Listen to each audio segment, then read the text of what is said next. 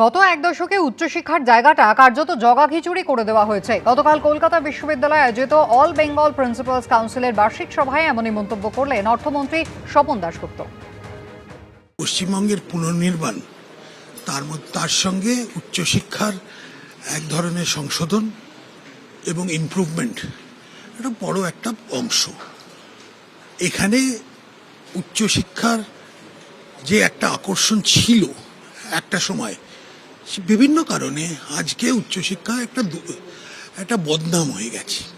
সেখানে দুর্নীতি, অগুছালো ব্যবস্থা, অনেক কিছুর কারণে স্টুডেন্টরা অন্য জায়গায় চলে যাচ্ছিল। আর এখানে পশ্চিমবঙ্গের গুরুত্বটাও কমে গেছিল। আমরা